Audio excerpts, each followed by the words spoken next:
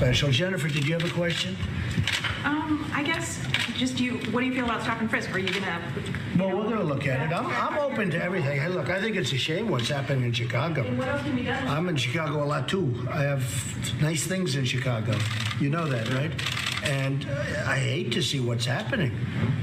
They're having the numbers of people being shot and killed, and it's not for this country. So they have to do something, and I am totally open. If we can do it a different way, Kanye, I'm totally open. But they have to do, I mean, we all agree they have to do something, that's for sure. Is it a law enforcement issue, a legislation? Well, maybe it's a combination of both. Yeah, I guess it is, but I think it's probably a combination of both. And it's also a respect issue. They respect this guy, they respect this guy. That's a big thing. Right now, they're not respecting, let's say, your mayor or let's say your leadership in Chicago, but certainly it shouldn't be happening. What's going on there should not be happening. Steve, go ahead. Honestly, from our standpoint, this was just set up to be a lunch of two people that I like, and I guess they like me. And we're gonna have lunch. We're gonna talk. You said, I guess you know I love you. I know. But I don't want to put you in that spot. But no, I'm standing in that spot. I love this guy right here. Let me give this guy a hug right here. I love this guy right here. That's really nice. And that's from the heart. I didn't want to put you in that position. I love this guy right here. Let me say it again. I got no problem if a person says, I want to support Donald Trump. What my problem is when you lay out a litany of issues and the guy sitting across from you stands in complete opposition in policy, in who he appoints, in his agenda, and when he sits there and says they've got to do something about it. I thought when you campaigned in your speech in Cleveland, you said only one person can fix this. And you mentioned Chicago. Oh, I was in the arena when you did. We now are in September. No, we're in October of 2018. You got in January 2017, and you actually have no plan. Do you know why Kanye has no plan?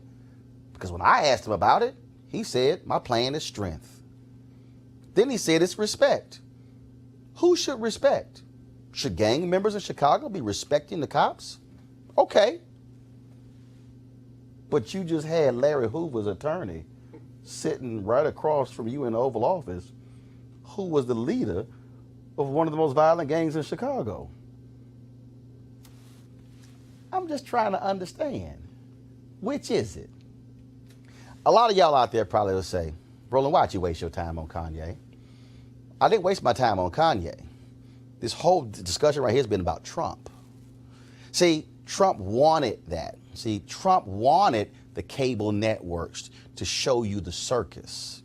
What he also knew is that these other journalists were not going to dissect what was said. They were going to focus on, again, the shiny object.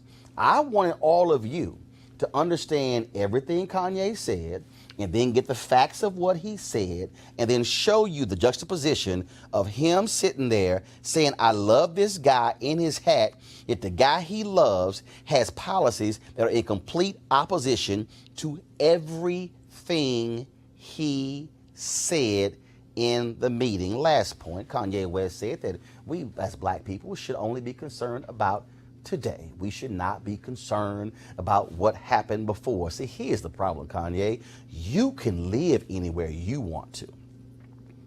But redlining actually still impacts black people today. So what happened yesterday impacts today. We do know that all these laws, you sat there and just railed about the 13th Amendment and how, it's oppressing us and we need prisoner reparations. Yet we do know that there are laws right now that are denying people of color, especially black people, the right to vote because they serve time in prison, and laws dating back to the 1800s and the early 1900s, which means, Kanye, that things that were passed then impact us today. When we begin to talk about any number of other things, we can still talk about education.